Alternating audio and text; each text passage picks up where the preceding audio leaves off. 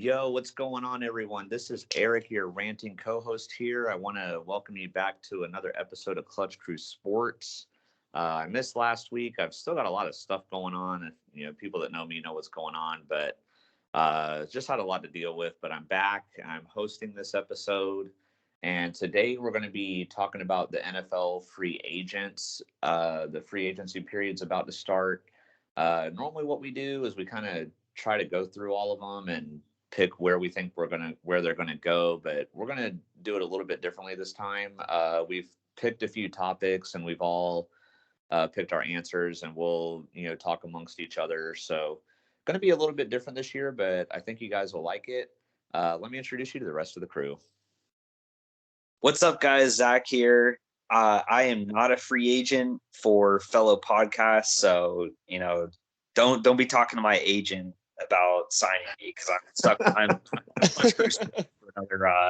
for another 3 seasons. Deal inked last year. That was a good one.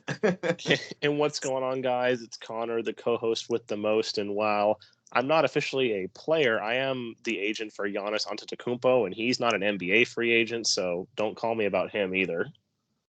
Yeah, so as you can see, a lot of the Clutch Crew Sports and Clutch Crew Sports peers are off the market right now. We're not available. So sorry to any podcast out there who wants us. And I'm engaged, so ladies, don't be calling. I'm not available. So I'm not a free agent in the dating market. So awesome, guys. Well, we'll get this started here. We're going around the shield. As I mentioned in the intro, we're going to be talking about free agents. So we came up with some questions. What you'll see in the background here is Connor's got pictures of some of the NFL free agents who are available. And then you can see our pictures on the top and then the logos of the teams of where we think those players will go. As I also mentioned in the intro, I've had a lot of stuff going on. So I have not completely filled out mine yet. So as Connor's scrolling through these, you're going to see some of mine are blank, but I will have them in. Yeah, what's up?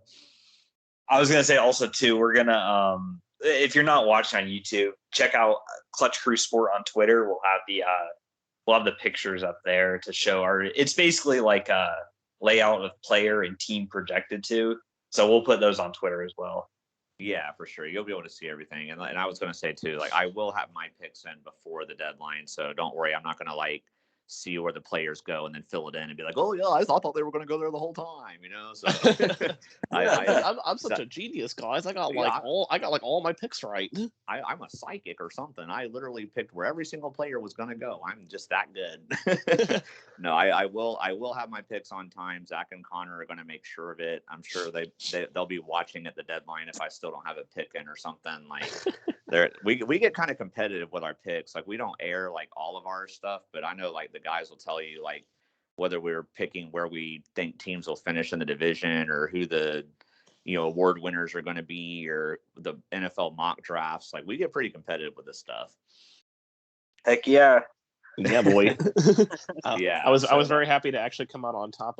Eric, unfortunately, for the second year in a row, last year Zach and Eric kind of tied for most categories, one for what we picked, but Eric won it again this year, but thankfully, unlike last year, I got to win some of those categories. So, it's looking up.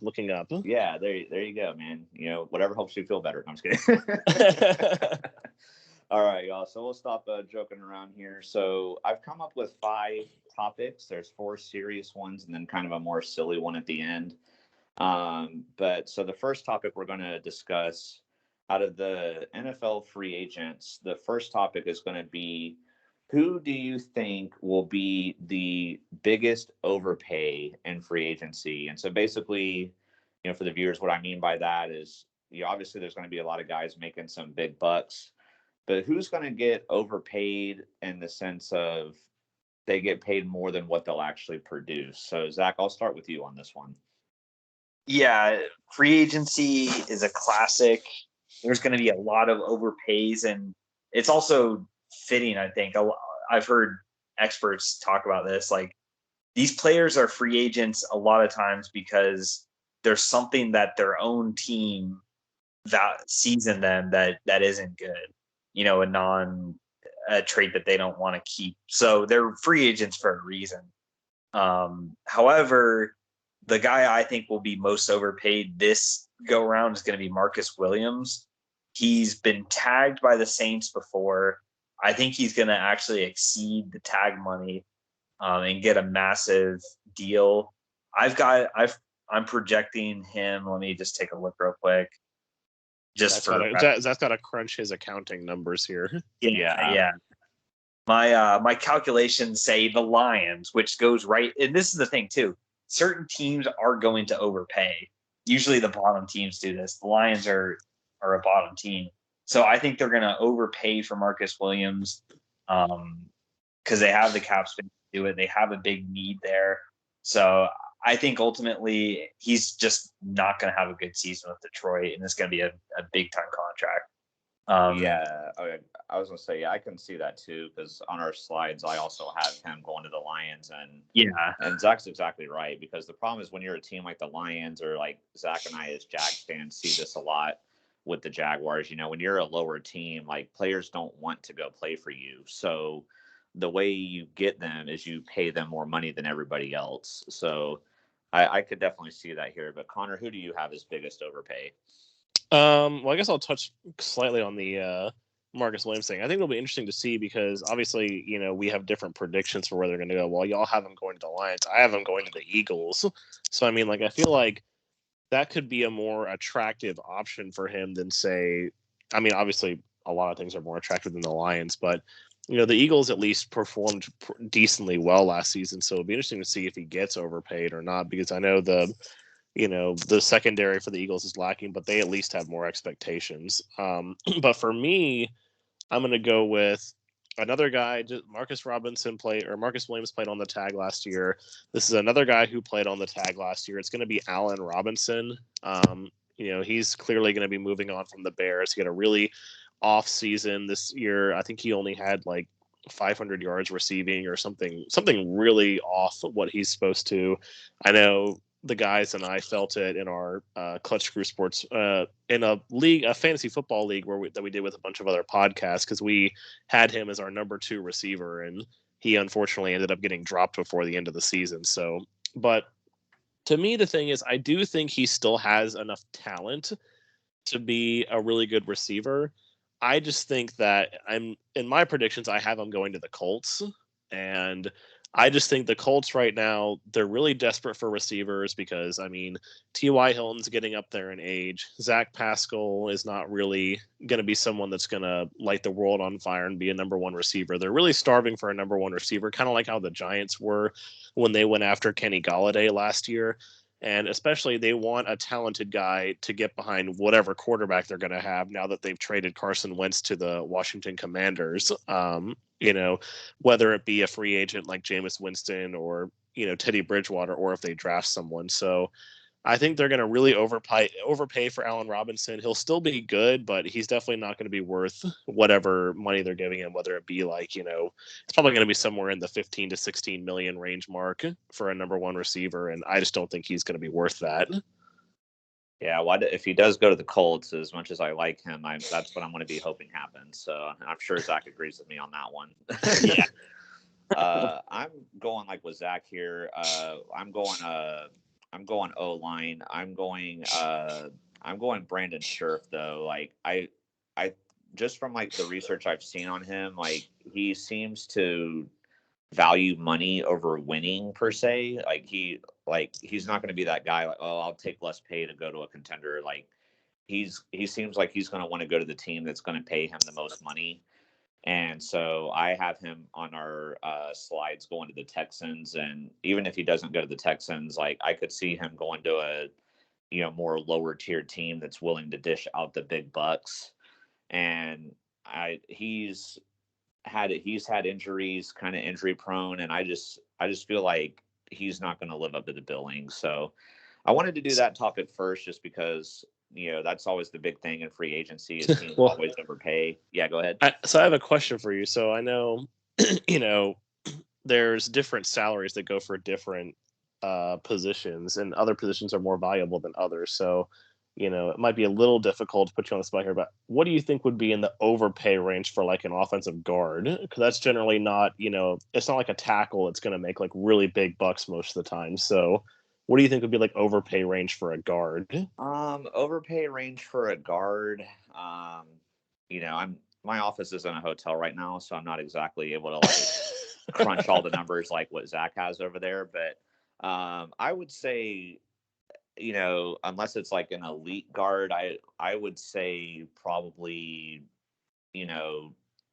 definitely in the double digits of, in the millions, like probably like 12 to 15 million or something. Like if some team's paying that for a guard, that's definitely an overpay in my stretch. Like, do you feel like even less than that is an overpay, or what do you since you asked, I'm curious about your opinion on it. I'd probably say like somewhere, I think you had it kind of right there with double digits. Like I think anything in double digits, if you're not someone like Quentin Nelson or, in that range, then like guards just don't, not to say that they're not important, but they're just not really, that valuable as say like a tackle or something, and they're not as in high demand. Like I feel like there's a lot of guards that you can get for less money that are really good, but again they're not valued as much. So if you're starting to hit double digits and you're not someone like Quentin Nelson or someone like Joel Bitonio or someone like that, then you're overpaying for your guard. Yeah, I agree. And because even centers are like more important, because usually they're like, obviously they have to snap the ball and make sure the quarterback gets the ball. And then also like they tend to be the ones to like diagnose like potential blitzes coming. And so they have more, work to do. Like I guess they're almost more like running backs in the sense of like in the draft, like there's always a ton of running backs available in the draft. And so teams don't usually spend like high draft picks on them anymore like they used to. Like they're kind of like a dime a dozen out of the skill positions, and that's kind of like the guards of the offensive line. So like I can see that. So all right, but yeah, so we will move on from who we think could be the biggest overpay. We're going to go the opposite route here and go with somebody who may not get that big of a deal, or somebody who's going to be underrated that'll kind of slip under the radar. Zach, I haven't heard from you in a minute. So who do you think is going to be the most underrated that other teams will be like, dang it, we should have signed this guy? Yeah, I'm going to go with a wide receiver here. I think the wide receiver class is very mid-tier. There's no like Devontae Adams, obviously. Nobody like that. But it's a lot of middle-class guys. And out of those middle-class guys, Christian Kirk, to me, is a really young, explosive wide receiver for the Cardinals. I think he's gotten better since he's been a rookie. He's one of those guys that seems to, like last season was like his coming out season, I think. I'm really impressed with him. I hope the Jaguars sign him, actually. So I think he's going to be a steal for whatever team gets him, because I think a team's going to be able to sign him for, a fair contract. I think he's going to overachieve what his eventual contract will be. But, he's still going to get some money. He's not going to, sign for pennies. But I think whatever team gets him is going to be real happy they got him instead of some other wide receivers around his value. What about Eric? Do you like Christian Kirk too? I do. I think he would be a great signing for the Jaguars if he were to go there. I don't have him going there on the slides, but if it were to like be announced that he were going there, like I'd be ecstatic about it. And just to even add to that too, like I've seen people on Twitter, like I follow a lot of Jaguars fans on Twitter, obviously as a Jags fan, and like I've seen a lot of people that were like, which receiver do you want in free agency? And they had like A-Rob and Kirk and a couple other choices, and like nobody picked Kirk. And people even in the comments were like, oh, if we get Kirk, I'm going to be mad. And I'm like, why? I'm like, this guy is young. He's got size. He's tall. Like, he can go up and get the ball. Like, would we have like no wide receivers? Like, why wouldn't you want this guy on your team? Connor, I was going to say, I think an important thing for him too, why he could be underrated as well, is because, a lot of these receivers, they like to think of themselves as number one receivers, even if on their current team they were a number two receiver. They're like, oh, well, I was being held down by that guy, or, the quarterback had a better relationship with that guy, so I was always a number 2, but I have the talent to be a number 1. I think Christian Kirk knows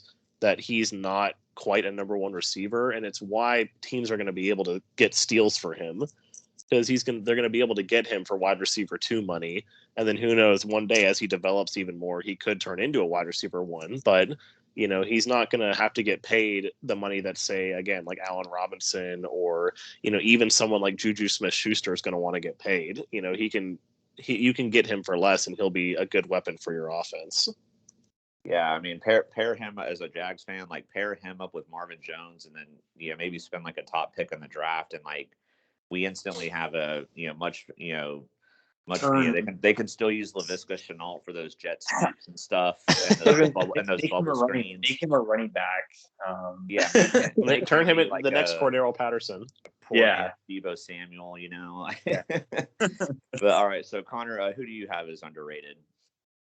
So I have someone who, actually, for this position group, I don't think we have any of this position group in our official picks.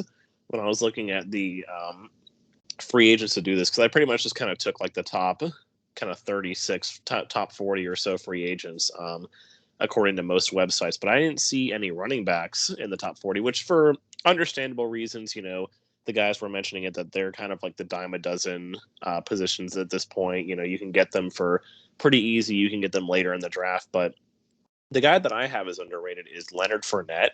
And I think a lot of people have kind of forgotten about him when it comes to free agency, because, maybe they just think that and assume that the Bucs are going to be able to bring him back. But he's been really valuable for the Bucs the last couple of seasons, especially in the playoffs on the way to their Super Bowl run. Like, he was really a major driving force behind why they were doing so good, other than, of course, the defense. But, he was that piece on their offense that everyone forgot about. Everyone got so caught up in, oh, Tom Brady, oh, Mike Evans, oh, Chris Godwin, oh, Rob Gronkowski. Like, everyone forgot about Leonard Fournette, and he really made them pay for it. And he really was able to shine last year as well. The Buccaneers were able to, kind of make him the true number 1 running back rather than trying to have him split time with Ronald Jones. But also, having him as like that grinder back, and then having Giovanni Bernard as the third down back really worked well for them. And he seems like he's gotten over his injury problems. I was not the biggest fan of Leonard Fournette when he was in Jacksonville, just because of how often he got hurt. But he seems like he's gotten over that, and I think he's going to be a really good addition for a team who, just needs a running back, and running backs can come cheap. So I think Leonard Fournette would be a nice addition for any team who's just looking for a running back. I know the Cardinals might be looking for one, because who knows? I don't think they're going to end up bringing James Conner back, or, some other teams that might need a running back in their stable, bring him in. He's still young as well. I think a lot of people forget he's still pretty young. So it's not like he's going to be, he won't set the world on fire, but he'll be a good solid running back for you. Yeah, I'm definitely curious about him to see like what kind of money he gets. Zach, what were you going to say? I was just going to talk about Fournette as like, for any teams that are going to sign him. I think to maximize him, you kind of got to make him the bell cow. You can have a pass catching like a Bernard third down guy, but he's one of those guys that gets better with more carries. And that's really what I think made him better last year. Is Tampa made him the for sure number 1. It wasn't like he was splitting time or anything. He's the kind of running back that needs carries and gets better as the game goes on. Physical, bruising. He looks for contact, kind of like Derrick Henry does. So I think for a team that does sign him, it shouldn't be a team, to sign him as like a 1B or something. It needs to be running a back team by committee.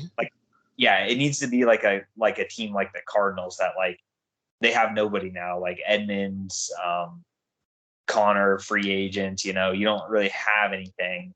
That's a type of team that really should be signing him.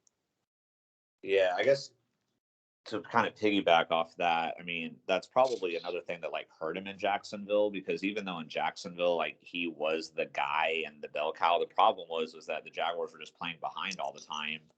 And so they're having to constantly throw, which limits his carry. So if he doesn't end up going back to Tampa, he might want to, really think about that. Like, he might want to, try to go to a contender or a team that has a really good line or something like that. Like, even if it means maybe taking a little less money or something, it could, help his value in the long term. So, and for my choice, I'm going with Darius Williams of the Rams, going with a cornerback here. Obviously, with all the big names that kind of like what Connor talked about with the Bucks and Fournette, the Rams have so many big names on defense. I feel like between Von Miller and Aaron Donald and Ramsey, like people, don't talk about him, but he's a pretty solid player. And there's also a lot of cornerbacks in this free agency market as well. And I feel like because of that, like nobody's talking about him. And I feel like just since there are a lot of corners that he's probably not going to get like a top contract or anything. So whether he stays with the Rams or goes somewhere else, like I think somebody's going to get a good value in him. So we'll definitely see with that. Hopefully it's the Steelers. Connor will like that. Connor says any cornerback available, go to the Steelers. Well, I'm not sure about that, but maybe not Eli Apple or something if he's out there. I mean, there might be another couple of guys on here, but definitely I'd be happy with Darius Williams. Yeah. He. I think he will be. I think he's going to be good wherever he goes, and if Jacksonville brings him in, I won't be upset about it. So. So let's get two of these three underrated guys into Jacksonville that we talked about. So, all right. So next, the third topic we're going to talk about is going to be biggest bust potential. So I know this kind of sounds like biggest overpay, but the difference is it's not necessarily just like who's going to make a lot of money and not, necessarily perform to that money. This is just a player like who we think like, no matter where they go, no matter how much money they make, that there's a really good chance that they're just going to bust out and not be any good. So I'll start with mine. I'm going kind of similar to my biggest overpay, but I'm going to go with Terron Armstead, the offensive tackle. I just think he's too injury prone. I think he's getting too old now. While he is considered one of the top free agents available, I really think it's going to be like a boomer bust type of thing with him, no matter where he goes. I mean, he does have the potential to still have a really, good season or two left and everything, but I just kind of think he's like getting to where he's past that point, and I just don't know if I trust him.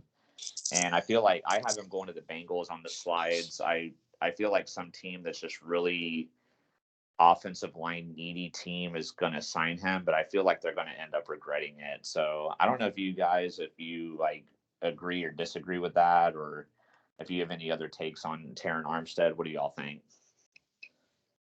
Yeah, I would have. Go ahead, Zach. You were talking. Yeah, go ahead. Okay. Yeah, I'll quickly agree with you, Eric. I think boomer bust is a good way to put it.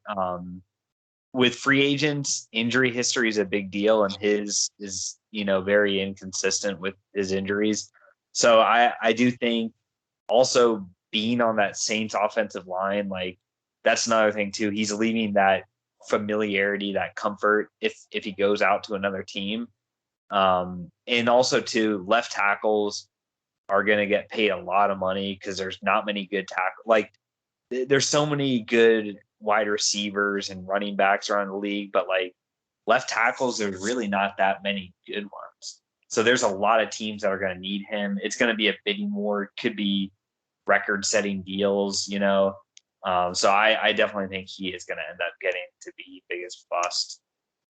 And Connor, what were you going to say? I was going to disagree, actually, because I think the thing with him is like, yeah, he has an inconsistent injury history, but kind of the same as Leonard Fournette. Seems like he's really gotten over that. His last major injury was 2017. And after that last major injury, he was a Pro Bowler for 3 straight years. He wasn't a Pro Bowler last year, but, 3 straight years of a Pro Bowl. And the other thing with offensive tackles, too, I think we've seen this. It's something that I don't think a lot of people would have expected, but it's something that we've seen a lot recently is that there's a lot of these offensive tackles that can play really well into their mid and late 30s, and he's just now entering his 30s. So I think it's really too early to say he's getting past that point because, if you look at a guy, not saying he's on the same level as Trent Williams, but Trent Williams is in his late 30s and he's still probably the best offensive tackle in football right now. So I disagree that he's getting past his prime. He's not like a running back. Like, this is the time when like running backs and edge rushers and stuff like that start to regress. But, it seems like offensive tackles these days just get better as they age. So I think Terron Armstead's going to be a really big key for success for whoever picks him up. We'll see. I would have to agree to disagree on that one, but it's going to be he's definitely going to be one of the most sought after for sure. So that'll be a storyline we're going with. But Zach, I'll go to you next. Oh yeah, if you're on YouTube now, you're seeing where I've started to have the slides not filled in. But yeah, so Zach, who's your biggest bust? My biggest bust is going to be Randy Gregory, currently with the Cowboys. I think if he doesn't come back to the Cowboys on kind of like a team-friendly deal, if a team just out of desperation pays him the bag, I think it's going to be a big bust. I think production-wise, even if he does go back to the Cowboys, I think we've seen his best already. I think it's all downhill for him. It's one of those situations where, he was away from football for a little bit, and then the Cowboys kind of like gave him a chance, and it's worked out well for him. But I just don't think it's going to work out on another team. Kind of like I really like the fit with the Cowboys, but if he goes somewhere else, it's just not going to work. And if he does go somewhere else, it's going to be for a lot of money. So because that position is in such demand, I think he's going to be a bust. Do you agree with me there, Eric? Yeah, I agree 100%. I have him staying with the Cowboys on the slides as well, and I think he needs to stay there. But because he's had a lot of issues with like drugs and alcohol and stuff like that, and he's had multiple suspensions and things like that, and for whatever reason though, like since he came back to Dallas, like he's seemed to have been able to keep it under control. But I don't know. I feel like I could see that changing if he goes to another team and chases the bag. And I don't know. I feel like if he wants to continue to have a productive career, he should stay in Dallas. But I could definitely see him being a big bust if he goes to another team. So, so Connor, do you agree with us on this one, or do you disagree on like with Terron Armstead? How do you feel about Randy Gregory? Yeah, I would have to agree with you on Gregory. Like, I definitely think he's benefited from being around a lot of other talent in Dallas. He is playing. I mean, DeMarcus Lawrence isn't the greatest in the world, but he's still playing next to him, playing next to Micah Parsons, who really came out of nowhere. Everyone thought he'd be good, but no one thought he'd be as good as he was. So when you're playing on a stacked defense like that, unless you're just an absolute true superstar like TJ Watt or someone like that, it's really hard to imagine you going somewhere that's maybe not as stacked. Like, I have him going to the Jets in free agency. And I just feel like if he goes there or anywhere else that doesn't really have another established edge rusher beside him, he's going to really fail. So kind of like what happened with Bud Dupree in Tennessee. I was really happy that the Titans overpaid for him and the Steelers didn't, because I knew without him playing next to TJ Watt, he wasn't going to be nearly as good as he was in Pittsburgh. So that's how I feel about Randy Gregory. And as a Jags fan, Zach and I can agree with you that we also liked the Bud Dupree to the Titans signing last year. So Titans overpaid? Yes, please. Yeah. So Connor, we haven't heard your biggest bust yet. Who do you have here? So my biggest bust is going to be actually Stefan Gilmore, talking about corners that I don't want going to the Steelers.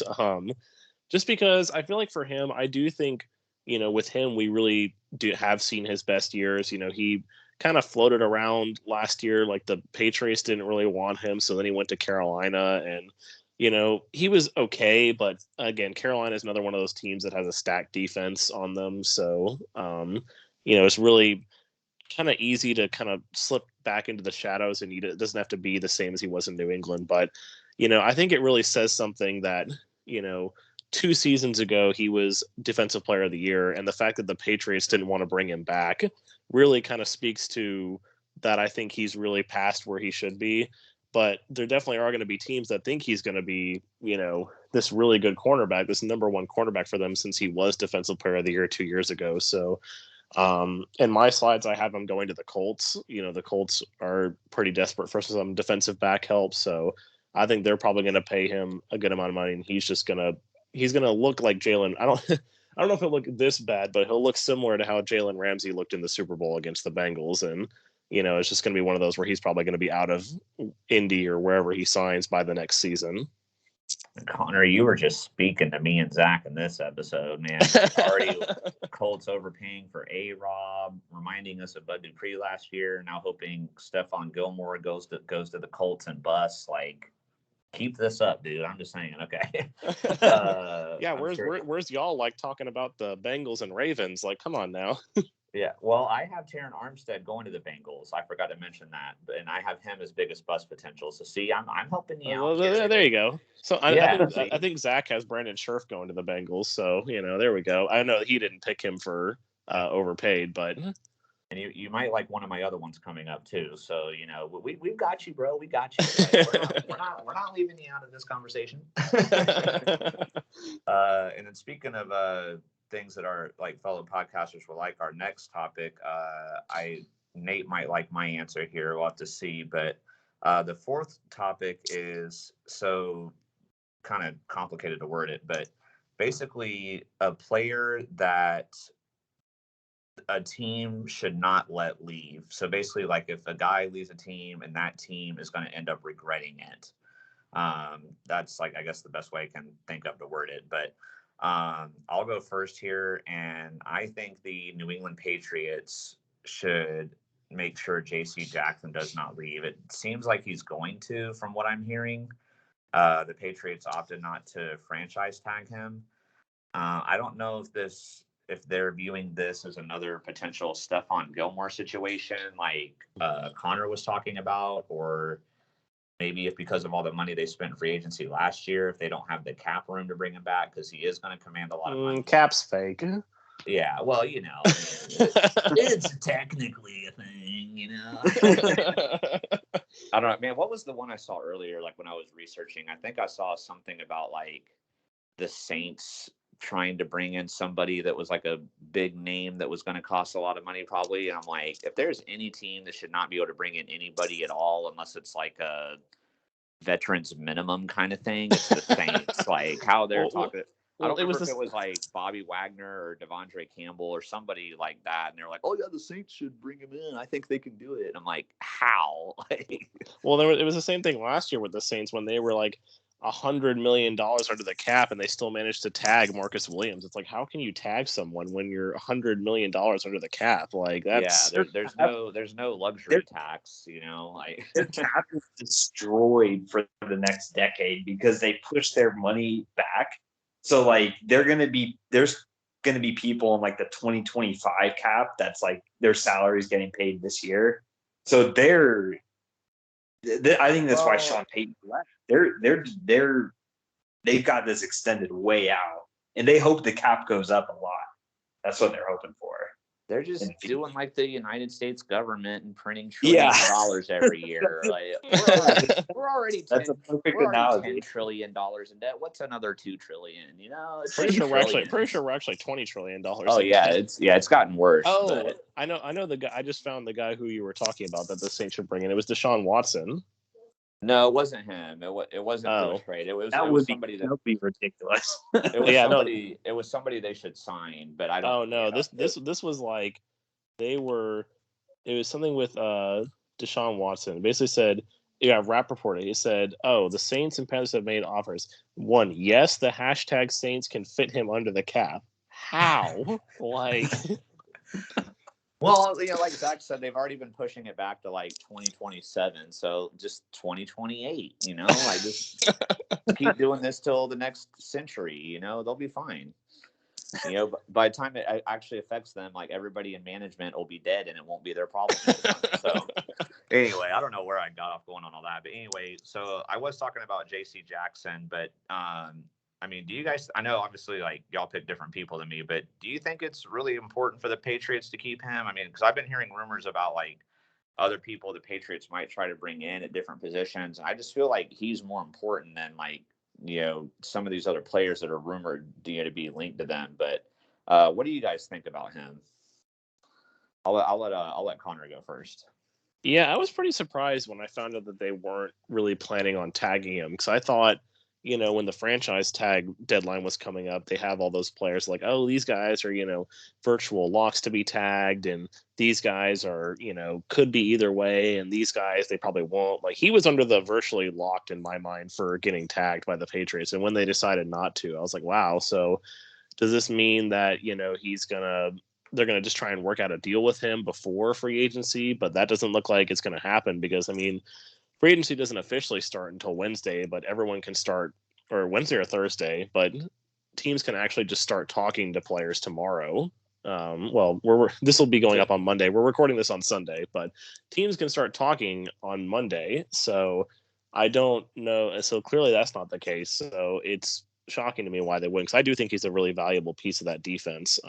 So it surprises me that they're probably going to let him go. Yeah, Zach, do you feel any differently, or how do you feel? Initially, this is how I was thinking. Connor and I kind of talked about it in last week's episode, but I feel also at the same time, it's almost classic Bill Belichick, because he's always like, the way he's always approached free agency is, unless I have a absolute glaring need, like been trying this forever, hasn't worked, like tight ends, when they brought in those tight ends, he paid a premium dollar for that. But I feel like the way he views JC Jackson is like a system fit. It's like, okay, we're not going to pay him as much as he wants, because he wants, number one corner in the league type money. That's really what he wants. And I think Bill feels, all right, he's not worth it because we can get someone, I think he was undrafted. So I think Bill, he was undrafted. Is that what you said? Yeah, he was. Yeah. So I think in their minds, they are already trying to figure out replacements for him, and they think they can move on from him and be okay. And go ahead. They've got, if there's anybody I trust, to make a decision like that, it's Belichick, because of the results the Patriots have had. But so that does make me a little wondering. I still think he'll be good outside the Patriots, though. But I guess because they've done this. I mean, obviously, they recently did it with Stefan Gilmore, and they did it with Malcolm Butler before. So, definitely interesting here. But Zach, I'll let you go next. Like, which team has a player on their team that's probably has a possibility of leaving that they're going to regret it if they do? All right. For me, I'm going with Tyrann Mathieu on the Chiefs here. I think the Chiefs' Super Bowl window is still open.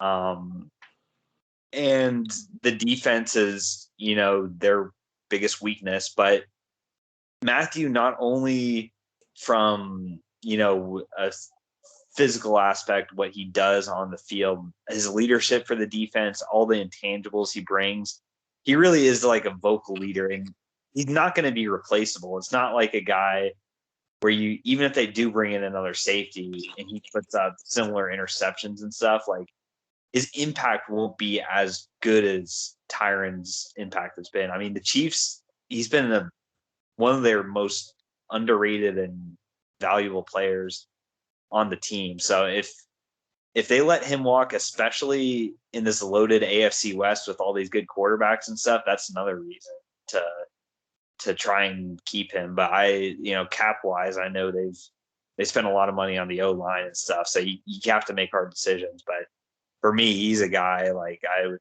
try everything to get him to come back. Well, they should just do what the Saints are doing, and just roll them over. Yeah. All right. Yeah, I definitely agree with that too. I mean, he's been a big part of them, and I think he wants to, but like Connor said earlier, money talks, and if he gets a better opportunity, I won't be surprised if he takes it. So he's definitely not going to come back on like a team-friendly deal or anything. Connor, who do you have? Like, who should a team not let walk? Yeah, so I have another defensive player. It's going to be Von Miller with the Los Angeles Rams. Von Miller, he actually released a bit of a cryptic tweet, kind of lurking to the time. Well, just kind of hearkening to the fact that it seemed like he wanted to go back to Denver. He kind of said like he did like 5280, like the mile high sort of thing. Like I'm kind of missing those vibes. So who knows if he's thinking about going back to Denver or not? Obviously Denver could use him because they've got now they have Russell Wilson and could possibly have a good season. But I definitely think it's important for the Rams to bring him back. We saw how valuable he was to them in the playoffs. He's still got it. He's still really good. He's a natural leader. He can be another voice on that defense beside Aaron Donald that can really bring the team together because, their other big defensive star, Jalen Ramsey, he's not going to be leading anyone. Like, he's a hothead. I don't think anyone's really going to listen to him if he tries to speak up and be a leader. So they need another leader on that defense. Von Miller can be that. Also, I think they could probably get him back for a little bit less than maybe some other team, like what his value would have been before or what they were paying him last season. So that could also be a good thing. And also for the Rams, at this point for them, they won last year. The championship window for them is still open. And it's one of those things that if they want to have any hope of getting back to the Super Bowl and winning it again before, like Stafford is past his prime and Aaron Donald gets too old and decides to retire, if they want any hope of that, they need to do all they can in the next year or two. And bringing Von Miller back, I think, is the first step of that. So I'm going with him. I don't know. If you guys agree with that or not, I'll let Zach respond.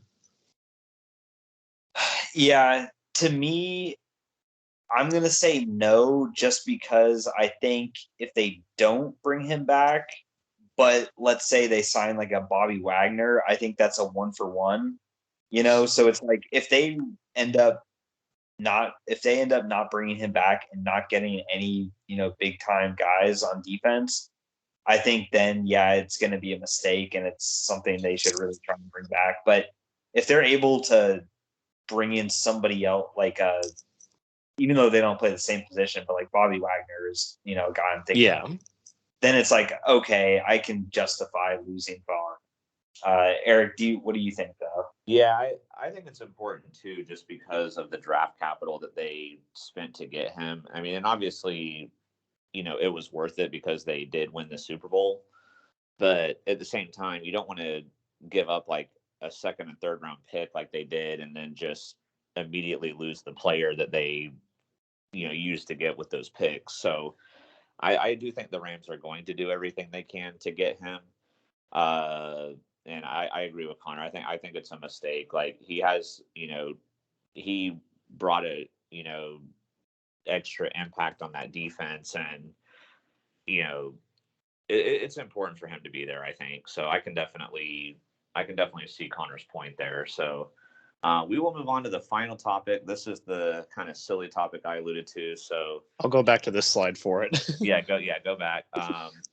So every year since we've been a podcast, this man on the YouTube screen, second from the top, has been a free agency, or it has been a part of free agency every single year since Clutch Crew Sports has existed. And every year we've tried to predict where he was going to go. And every year we've all gotten it wrong. So that's not true, actually. When he went to the Titans, we got it right. Oh, yeah. Okay. I guess I forgot about that one. We did get it right. But still, he's on the carousel again. And, we got it wrong with the I know, like in the past, we've thought he was going to go to. Yeah, we didn't get the Browns right last year. We thought a lot of us thought he was going to go to the Giants. The 1 year, but then he went to he went to a different team. He's been all over the place. So, so I just kind of thought it'd be kind of fun to see, like, if we can guess where he's going to go. Will any of us get it right this year? And so for me, I'm taking the safe route, and I tend to do this in different prediction things that we do. The guys will definitely tell Eric's you that. The chalk master. But I'm taking the safe route, and I'm saying that he stays in Cleveland. And since he's left teams every year, that might not necessarily be the safe route. Yeah. But the reason why, usually, if you want to, like, probably typically, if you want to get the most free agent picks right, if you just take every single one and say they're going to stay on their same team, you'll probably get more than others that say, oh, they're going to go to a different or this specific team or whatever. You got better odds. But I am taking the Browns just because he did have a better year last year, statistically, than he's had in some of his more recent years. And so I think it would be a good fit for him to stay there. I think if he was, unless the Browns just like don't make him an offer, like I think he should stay there. Kind of like Connor talked about, having the benefit of a star player opposite of you. Having Myles Garrett on the opposite side of him really did wonders for him. I think it would be smart for him to stay there. And this is rumor, so who knows if it's even real, but I've heard Myles Garrett has stated that he wants Clowney to be back. He would love for him to be back. So those are some of the reasons why I'm picking Clowney to stay on the Browns. So that was like the other one I talked about, Connor, you might like, if he stays on the Browns, maybe that would be good for you or for the Steelers. But I mean, it depends on how much they pay him, honestly, because if they get him back for cheap, then like I still don't think he's that good. But if they get him back for cheap, then it's going to be no harm done. Like I would love if they overpaid for him, but if they do, if they do like a 3-year, $32 million deal, yeah, if they give him if they give him anything other than a 1-year deal, then I'm going to laugh. But okay. All right. That's my thing. If they give him anything other than a 1-year deal, I'll laugh at it. There you go. Now, Connor, I don't know how Zach and I feel about your pick, but where do you have Jadeveon Clowney going for people who are not on YouTube right now? Yeah, so, I've been helping you guys out a lot this episode by pointing out the potential faults of the Colts and the faults of the Titans in the past. But, even though he had the incident where, the Jaguars fans sent him trash cans, I'm still going to say that Jadeveon Clowney is going to go to the Jacksonville Jaguars just because I feel like with the insane and horrible decisions that Trent Baalke tends to make, Baalke is probably going to do something where he's going to he could have been a contender for biggest overpay, but I knew we were going to be talking about him anyway, so I didn't want to include him there. I just have a feeling that, the Jaguars have a lot of cap space. They could probably do something where they overpay for him. Like they give him a 1-year, like $15 or $16 million deal or something. Oh my God, dude. Like, Connor, I've been on your side this whole episode, and then you just have to do me dirty like this at the end. Well, it's hard for me to get away from Trent Baalke and his horrible decisions. So I'm sure you guys are very aware of that as well. So well, I will say Zach informed me of something smart he did earlier, so I think maybe he's going to turn it around because the Jaguars released Carlos Hyde earlier. So whoa, which was pretty smart. So maybe he's coming to a senses finally. Maybe, but I know Zach on the last episode, Zach said the first thing that Trent Baalke should do when deciding whether to tag Cam Robinson or DJ Chark was to resign. So, Eric, when you listen to that, did you laugh at that? Oh, of course I did. Well, Connor may have alluded to it before I listened to it, but at the same time, like, even though I knew it was coming, I still laughed because I feel the exact same way. Like, God, I wish he would leave town, but yeah. So, Zach, your thoughts on Jadeveon Clowney potentially signing with the Jags? So I've got him going to the Bills. A little bit different than you guys, unconventional. I went ahead and did a bracket style coin toss with every team in the league, and the Bills won. And no, you didn't, dude. Eric's calling me out. He doesn't know, but I've got coins. I was doing a lot of, your tails. Okay. So what would have happened if, say, like the Saints came up in that bracket? Would you have still picked the Saints? Like that they would have found a way to bring him in too?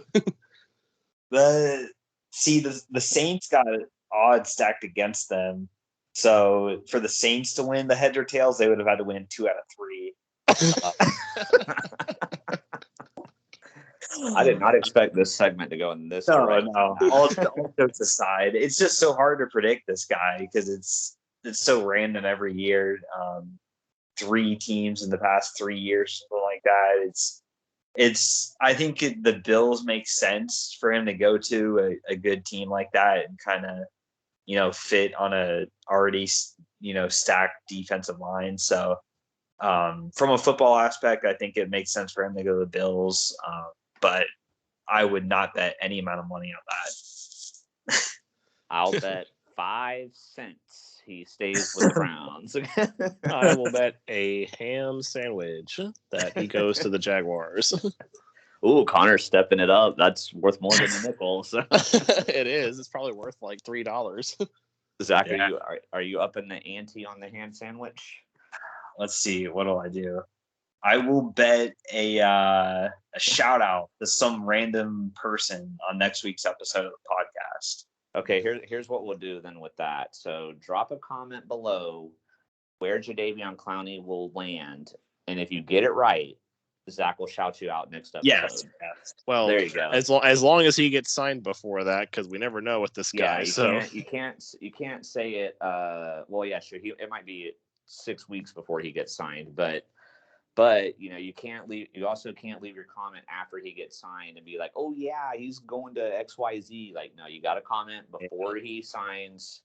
So if you do that, Zach will give you a shout out whenever he gets signed. So it's going to be the Browns. So Zach will have to shout me out. But we'll also say if it's not the Bills, then Zach doesn't have to give any shout out. Oh, that's true. Well, somebody could comment below, I guess, that they agree that they think he'll go to the Bills, but who knows, man? This is just what a wild segment right there. Yeah, so I guess any final thoughts, guys, before we wrap this up? I'll open the floor to either of you. This is a fun time for all fans. I think it's, kind of like the draft spread out a little bit longer. But it's still exciting. Teams feel like they're getting better in free agency. All these bad teams with a lot of cap space can sign a bunch of big names and stuff. So I think this is a fun time for an NFL fan. You've seen all the news and the trades and everything going on with the past week. So, I mean, the NFL is doing its best to stay in the news pretty much every day, no matter what's going on. So it's just a good time to be an NFL fan. Connor, any final thoughts for you? Yeah, I will definitely, I have my Twitter notifications on, so I'm sure I'll be getting lots of things from Shefty and Rapp on where players are going once the, unofficial negotiation period starts. So definitely an interesting time to be a football fan for sure. Yeah, I know Zach and I are always grateful for Connor because Connor's like basically our Adam Schefter. So like I'll be at work and then I'll get like 6 notifications like this guy's going here, this guy got traded here, this guy is staying with this team. Like Tom Brady unretired. Yeah, I got that alert earlier. Like I was like, I heard it first from Connor. I didn't hear it first from Schefter or Rappaport. I heard it from Connor first. So like Connor's really good at this stuff. So maybe I have a future as an NFL as like an NFL insider. Yeah, follow Mr. CDog54 on Twitter if you want to like get all the updates because Connor's good at this stuff. So, and then just for me, I guess like I agree with Zach about it being an exciting time just because football off season is so long. Like you wait so long for between the end of the Super Bowl to even when the preseason starts with football having the longest off season. So this is a nice exciting thing that happens in between where you still feel like you're getting your football fix, even though it's not the same. It's still something at least. So I hope you guys enjoy the episode. Like the video if you did. Like I said, leave your comments. Like, let us know where you think Clowney is going to go. Like, let us know what you agreed with, disagreed with throughout the episode. Like, we'd love to hear from y'all. Like, we put a lot of work into these episodes. So any feedback we get, we'd love to hear it.